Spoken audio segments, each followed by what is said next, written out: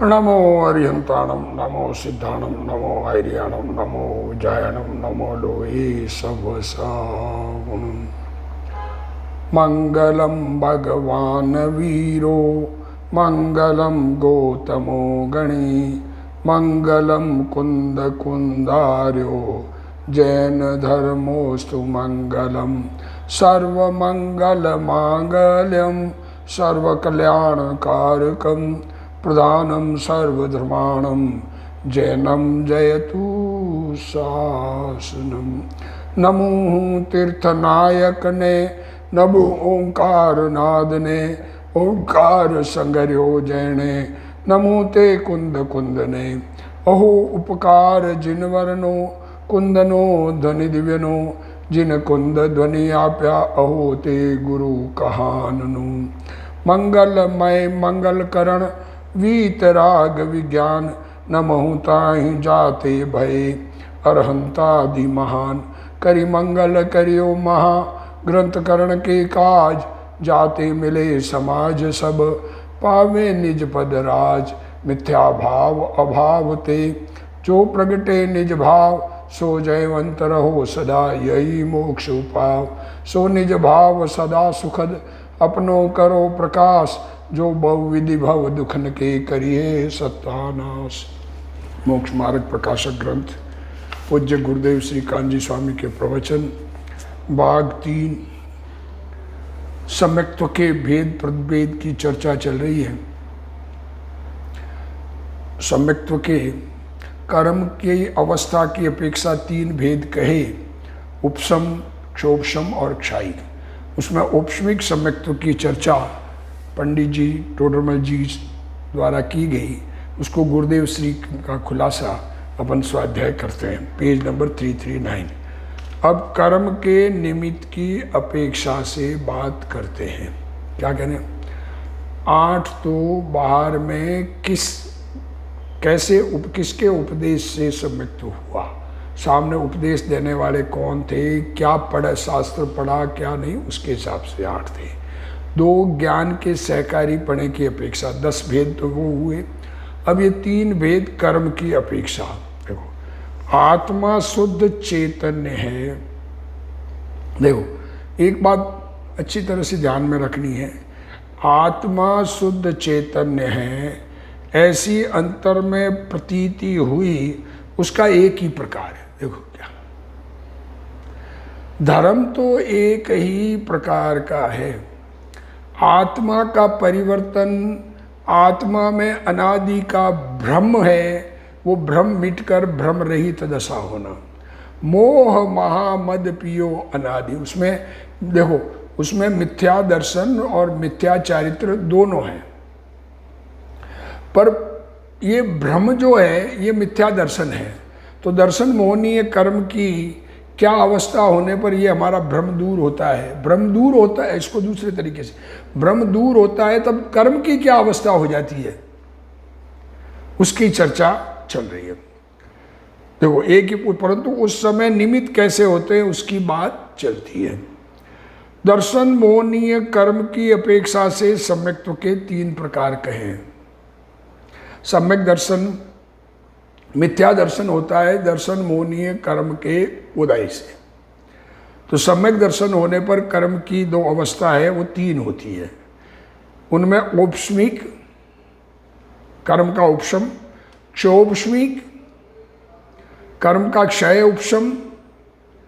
उपशम होने पर मिथ्यात्व कर्म के 3 टुकड़े होते हैं, तो सम्यक्त्व प्रकृति का उदय और बाकी प्रकृति का उपशम। मिथ्यात्व, मिश्र और सम्यक्त्व प्रकृति। सम्यक्त्व प्रकृति का उदय पाया जाए तो क्षोभशम, या मिथ्यात्व कर्म का पूर्ण रूप से क्षय। ये 3 भेद दर्शन मोह के उपशम, क्षोभशम और क्षय की अपेक्षा से है। कर्म का अभाव होता है इसलिए सम्यक्त्व होता है, ऐसा नहीं है। क्या कह रहे हैं गुरुदेव श्री, सम्यक्त्व होता है तो कर्म की क्या दशा है ये समझाया जा रहा है। कर्म का अभाव होता है इसलिए सम्यक्त्व होता है, ऐसा नहीं है। परंतु देखो, अंतर स्वभाव के आश्रय से सम्यक्त होता है, तब ऐसे 3 प्रकार होते हैं। देखो क्या कह रहे हैं, बात देखो, अपने स्वभाव से शुरू करते हैं, अपने भगवान को देखने की बात से शुरू करते हैं। अरे दुनिया में क्या देखना है, अपना चैतन्य भगवान, उसको हमने देखा, उसकी अंतर में हमें प्रतीति हुई, हमें फीलिंग में आया कि मैं तो चैतन्य भगवान हूं। तो कर्म की 3 दशा होती है। अब उनमें उपशम सम्यक्त्व के 2 भेद हैं। अब उपशम सम्यक्त्व की बात करें तो उसमें 2 भेद हैं, प्रथम उपशम सम्यक्त्व और द्वितीय उपशम सम्यक्त्व। क्या कहा, उपशम सम्यक्त्व 2 प्रकार का, प्रथम और द्वितीय। अब प्रथम द्वितीय की क्या है, ये बात समझना। प्रथम द्वितीय का मतलब ये नहीं है कि एक बार सम्यक्त्व हुआ और फिर मिट गया और वापस दोबारा हो तो द्वितीय, ये अपेक्षा नहीं यहाँ कहना चाह रहे। सही अपेक्षा इसकी समझना, इसमें कह रहे देखो, मिथ्यात्व गुणस्थान में अधकरण आदि करण द्वारा दर्शन मोह उपशमित होता है। क्या कहा, 5 लब्धि बताएंगे, बताई 5 लब्धियों से सम्यक्त होता है, चौपशम विशुद्धि देशना प्रायोग्य और करण। तो ये करण लब्धि में अधकरण होके, अधकरण, अपूर्वकरण और अनिवृत्तिकरण, ये 3 करण होके दर्शन मोह कर्म उपशमित होता है। आत्मा के परिणाम के कारण कर्म का उपशम नहीं होता। ये क्या कह रहे हैं, ऊपर कहा कर्म के उपशम से सम्यक दर्शन नहीं होता, यहां कह रहे हैं कि आत्मा के भावों के कारण कर्म परिणमित नहीं होते। क्या कह रहे, अरे एक द्रव्य दूसरे द्रव्य का कर्ता नहीं है, ये बात सिद्धांत वचन अंदर में ख्याल में लेना, परंतु निमित्त नैमित्तिक संबंध बताते हैं। ये निमित्त, ऐसा ही निमित्त नैमित्तिक संबंध है। आत्मा के परिणाम होते हैं, कर्म उपशम होता है, आत्मा में निर्मलता पैदा होती है। आत्मा की बीमारी का एक बड़ी बीमारी ब्रह्म जो है अनादि का, आत्मा से भिन्न पदार्थों में अपनापन, ये भेद विज्ञान के द्वारा अपनापन परम द्रव्य से छूटकर अपने में अपनापन आ जाए, ये अपनापन आ जाए, उसका नाम सम्यक दर्शन है। ज्ञानानंद स्वभाव के लक्ष्य से, ज्ञानानंद स्वभाव के लक्ष्य से, मैं ज्ञानानंद स्वभावी हूं, प्रथम सम्यक दर्शन होते समय कर्म का उपशम होता है। देखो क्या करें, ज्ञानानंद स्वभाव के लक्ष्य से प्रथम सम्यक दर्शन होते समय कर्म का उपशम होता है, इसलिए वह प्रथम उपशम सम्यक्त्व है। अनादि मिथ्या दृष्टि के जीव के एक मिथ्यात्व प्रकृति का ही उपशम होता है। अनादि मिथ्या दृष्टि जीव के एक मिथ्यात्व प्रकृति का ही उपशम होता है। एक ही है तो एक का ही उपशम होगा। और अब अनादि मिथ्या दृष्टि भव्य अथवा अभव्य जीव के, क्या कहा, अनादि से जो मिथ्या दृष्टि जीव है, मतलब अनादि से, समझ रहे, शुरुआत नहीं, उसमें भव्य और अभव्य जीव हो, उसके मोहनीय कर्म की 26 प्रकृतियां होती है। अनादि मिथ्या दृष्टि जीव सम्यक दर्शन प्रकट करता है, उसके एक मिथ्यात्व प्रकृति का ही उपशम होता है। क्या कहते हैं, अनंतानुबंधी आदि 16, क्रोध मान माया लोभ और अनंतानुबंधी अप्रत्याख्यान प्रत्याख्यान और संजुलन, ये 16, फिर हास्य, रति, अरति, शोक, भय, जुगुप्सा और 3 वेद के परिणाम, ये 25 चारित्र मोह की प्रकृति है और 1 दर्शन मोह की प्रकृति अनादि की है। राजा, मिथ्यात्व राजा है, तो अनादि से दर्शन मोह की 3 प्रकृतियां सत्ता में नहीं होती। कुल मिथ्यात्व की 3 प्रकृतियां कही है, मिथ्यात्व, मिश्र और सम्यक्त्व प्रकृति। तो अनादि से 3 नहीं होती, अनादि से 1 होती है।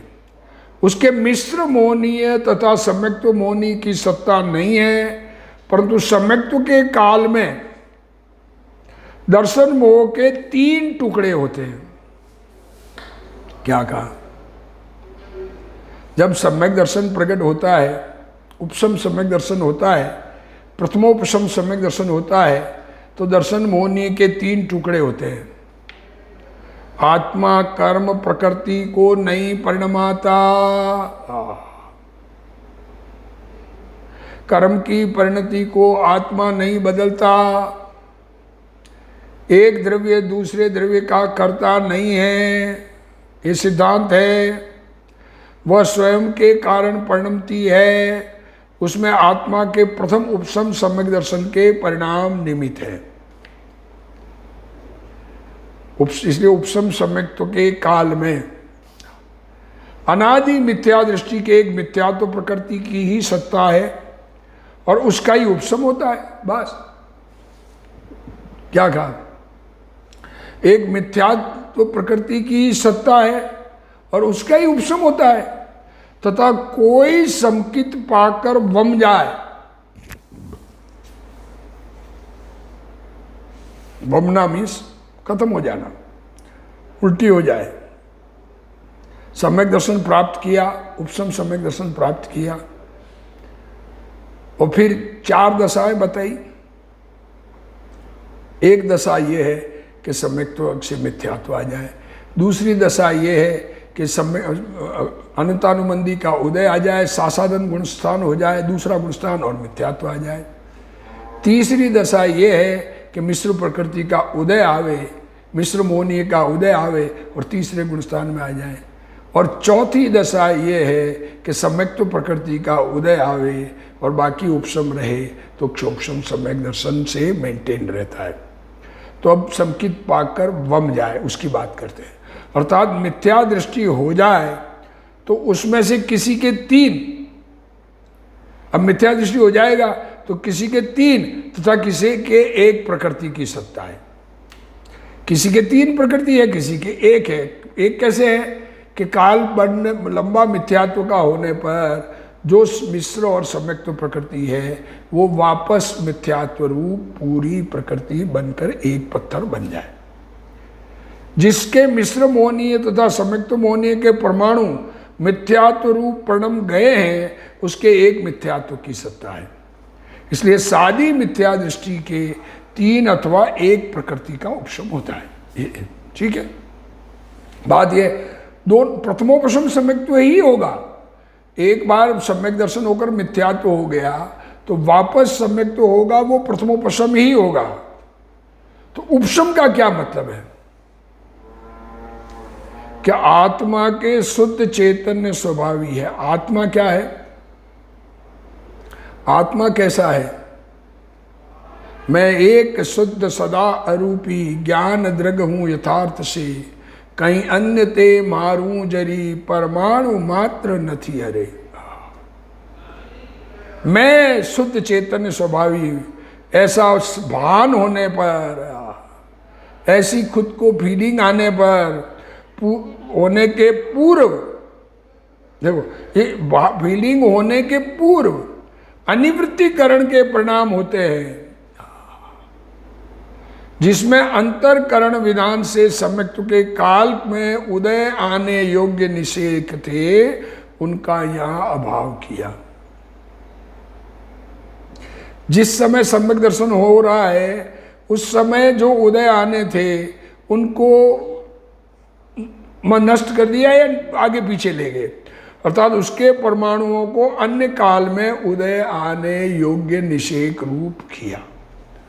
तथा संकित के पहले अनिवृत्ति करण में किए वो उपशम विधान से जो उस काल में उदय आने योग्य निशेष थे वे उदीर्णा रूप होते हैं। हाँ, परंतु उस काल में उदय न आ सके ऐसे किए। ये उपशम किए और अन्य काल में उदय आने वाले सम्यक्त्व के काल में उदय न आ जाए इसलिए उनको वहीं पर रोक दिया। इस प्रकार यहाँ सत्ता होने पर भी देखो, कर्म की सत्ता तो है, उनका उदय ना हो उसका नाम उपशम है। क्या कह रहे, कर्म की सत्ता तो है पर कर्म का उदय नहीं है, इसका नाम है उपशम। आत्मा के निमित्त नैमित्तिक संबंध रूप से कर्म बंधे हुए हैं आत्मा में, वो कर्म बंधे हुए अस्तित्व में तो है, पर जिस ऐसे काल ऐसा होता है परिणामों के कि उस समय उदय न हो उसका नाम है उपशम। ऐसा इस मिथ्यात्व से हुआ, अर्थात मिथ्यात्व टलकर प्रथम उपशम सम्यक्त्व है। यह चौथे से सातवें गुणस्थान तक होता है। देखो, ये प्रथम उपशम सम्यक्त्व चौथे से लगाकर सातवें गुणस्थान तक होता है। चौथा सीधा आ जाए, सीधा पांचवा आ जाए, सीधा छठा आ जाए, सीधा सातवां आ जाए। अब दूसरा उपशमत सम्यक्त्व क्षयोपशम में होता है। देखो, अब द्वितीयोपशम कब होता है? जब क्षयोपशम सम्यक्त्व बना रहता है और श्रेणी मांडते हैं तो द्वितीयोपशम सम्यक्त्व कहते हैं। क्या कह रहे हैं? श्रेणी मांडने के टाइम में मिथ्यात्व कर्म या तो उपशम होने चाहिए या क्षय होने चाहिए। मिथ्यात्व कर्म यदि उपशम है तो उपशम श्रेणी मांडते हैं, मिथ्यात्व कर्म क्षय हो गया तो दोनों प्रकार की श्रेणी मांड सकते हैं। तो ये द्वितीयोपशम सम्यक्त्व जब क्षोभशम सम्यक्त्व से श्रेणी मांडने के काल में क्षोभशम सम्यक्त्व से उपशम होता है, उसका नाम द्वितीयोपशम है। अनादि मिथ्या दृष्टि के प्रथम उपशम समकित होता है। बस ये अनादि का है तो पहला उपशम सम्यक दर्शन होता है, और वापस अनादि से सम्यक्त्व मिटकर फिर हो तो भी प्रथम उपशम सम्यक्त्व ही कहेंगे। किसी नग्न मुनि के बाहर से व्यवहार सच्चा हो, देखो सातवें गुणस्थान में कैसे होता है उसके, वह अनादि मिथ्या दृष्टि हो, वह सम्यक दर्शन प्रकट करके चौथे से सातवें गुणस्थान में आ जाता है। क्या कह रहे हैं गुरुदेव श्री? अनादि मिथ्या दृष्टि दिगंबर दशा धारण की, पर दिगंबर दर्शन भगवान की आज्ञा अनुसार है। जैसा भगवान के मार्ग में व्रत आदि पालन का कहा, इतनी मंद कषाय है, शुक्ल लेशा के परिणाम है, और उन परिणामों में चारित्र जैसा शास्त्रों में कहा वैसा पालन कर रहे हैं, बाहर में सच्चा व्यवहार है, उद्दिष्ट आहार आदि नहीं है, तो सम्यक्त्व प्रकट करते हैं चौथे से सातवें में आ जाता है। ऐसा अंदर का पुरुषार्थ है। हा, क्या कह रहे, ये पुरुषार्थ की विशेषता है। जो अंदर का प्रयत्न करे और बाहर में दिगंबर दशा हो तो सातवां गुणस्थान सीधा प्रकट हो जाता है। अब द्वितीयोपशम सम्यक्त्व की बात करते हैं। ये प्रथमोपशम की बात की चौथे से सातवें में, अब द्वितीयोपशम सम्यक्त्व की बात करते हैं। सातवें गुणस्थान में क्षोभशम सम्यक दृष्टि उपशम श्रेणी चढ़ने के सन्मुख होने पर क्षपक श्रेणी कर्म क्षय बिना नहीं होता। तो उपशम श्रेणी चढ़ने के सन्मुख होने पर जो उपशम सम्यक्त्व होता है वह द्वितीयोपशम सम्यक्त्व है। अब यहां कर्णादि द्वारा तीनों ही प्रकृति का उपशम होता है। अब ये देखो, यहां उपशम तीन का ही होगा क्योंकि तीन है। क्षोभसम सम्यक दृष्टि के उपसम सम्यक दर्शन प्रकट हुआ, तब मिथ्यात्व के तीन टुकड़े हुए, मिथ्यात्व, मिश्र और सम्यक्त्व प्रकृति। तो यहां तीन की सत्ता है, वो एक होंगे भी नहीं क्योंकि क्षोभसम सम्यक दर्शन मेंटेन है।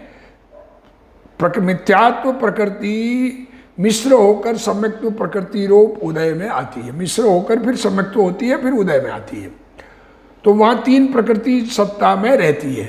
अब सत्ता में रहती है तो उपसम सम्यक्त्व प्रकट होगा तो तीन का ही उपसम होगा, कारण कि इनके तीन प्रकृतियों की ही सत्ता होती है। यहां भी अंतरकरण विधान से, वो उपसम विधान से उनके उदय का अभाव करता है, वही उपसम है।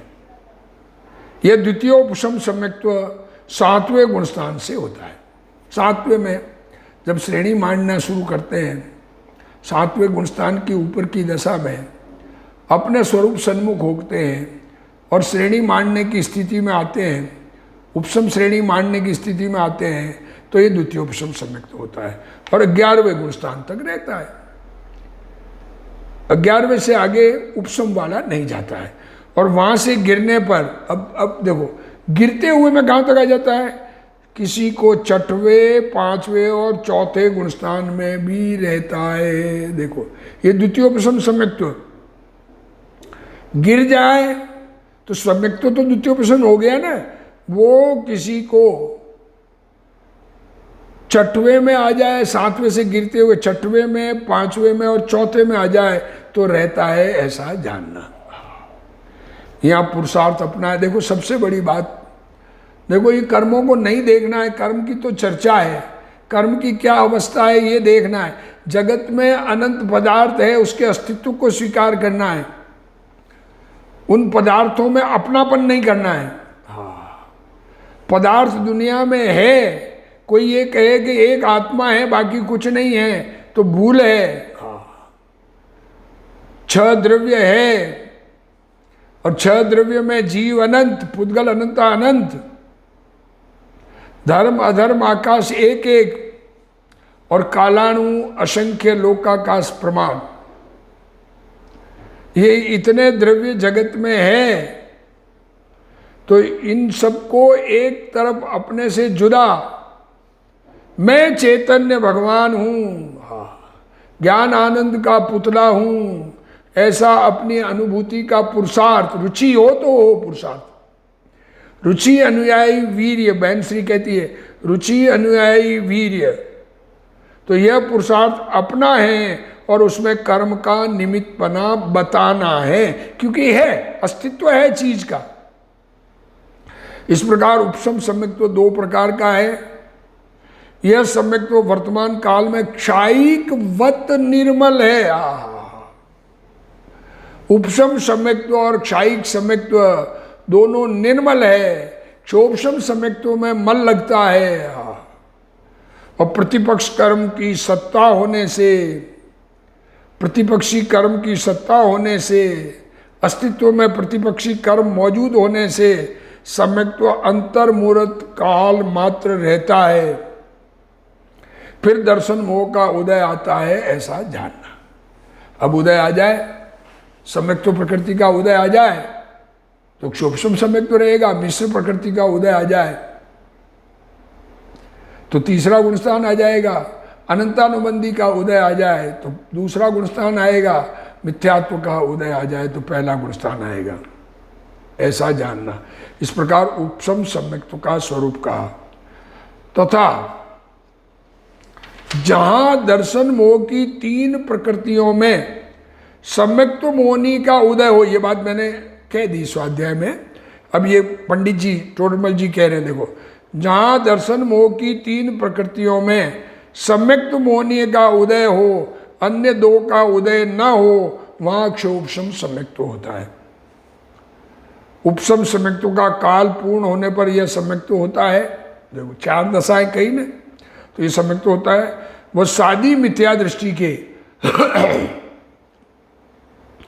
मिथ्यात्व गुणस्थान से, वह मिश्र गुणस्थान से भी इसकी प्राप्ति होती है। देखो सादी मिथ्या दृष्टि, नया मिथ्या दृष्टि हुआ है तो वो मिश्र गुणस्थान से वापस सम्यक तो प्रकट कर ले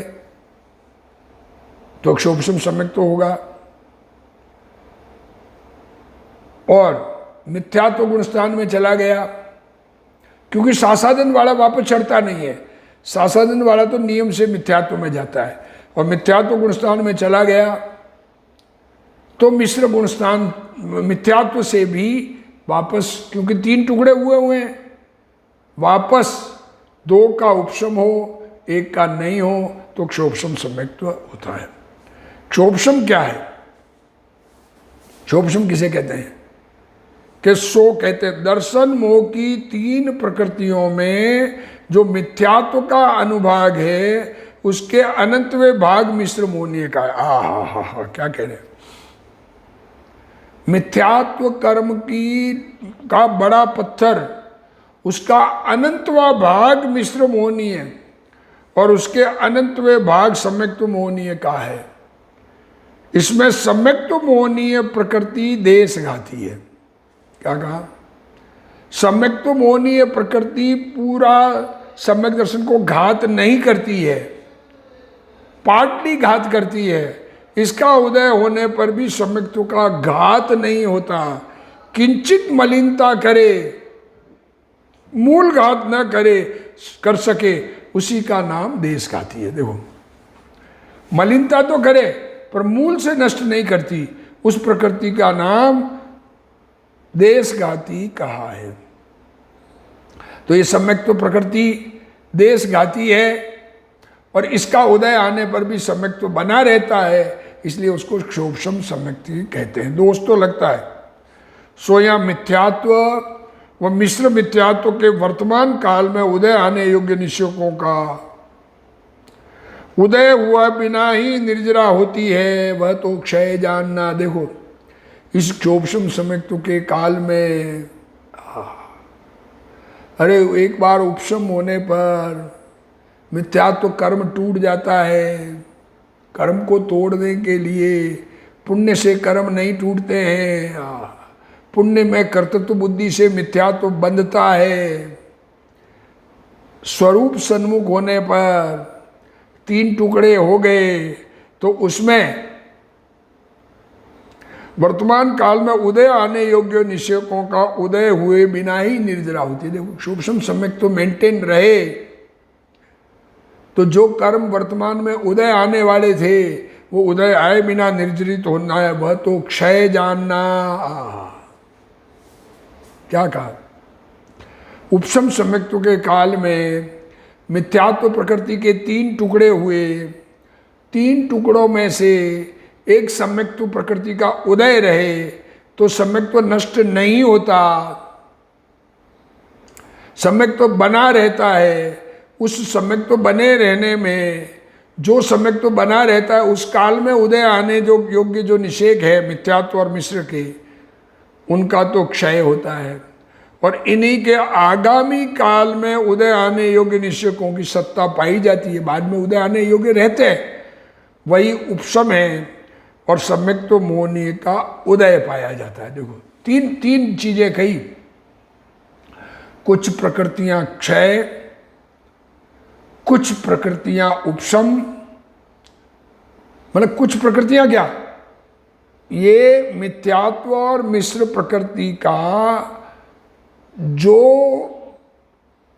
बाद में उदय आने वाली है वो वहां पड़ी रहे और वर्तमान में उदय आने वाली क्षय हो जाए और सम्यक्त्व प्रकृति उदय में आ जाए।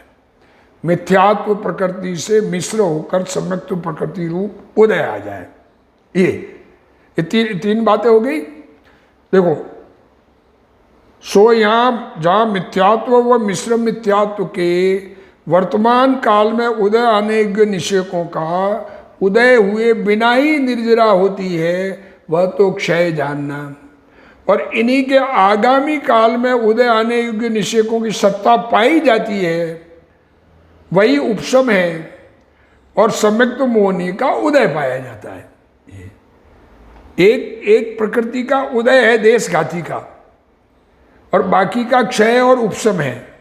ऐसी दशा जहां हो सो क्षोभशम है। इसलिए समल तत्वार प्रधान हो मोक्षोपशम सम्यक्त्व है। मल सहित थोड़ा सा मल लगता है, थोड़ा सा दोष लगता है, जिसको छल मल अवगाढ़ दोष कहते हैं, उसकी चर्चा आगे आएगी। अभी वर्तमान में आज की चर्चा में उपशम सम्यक्त्व गुरुदेव श्री ने पूरा समझाया। अब क्षोभशम सम्यक्त्व की चर्चा की। इस क्षोभशम सम्यक्त्व रहते हुए कुछ दोष लगते हैं, उस दोष को भी अभाव करके क्षायिक सम्यक्त्व हम सब प्रकट करें, इसी भावना के साथ आज का स्वाध्याय पूर्ण करते हैं। हे जिनवाणी भारती तोई जपूं दिन रैन, जो तेरा शरणा गए सो पावे सुख चैन। जा वाणी के ज्ञान ते सूझे लोकालोक, सो वाणी मस्तक नमो सदा दे तू ढोक। जिनवाणी मात की जय।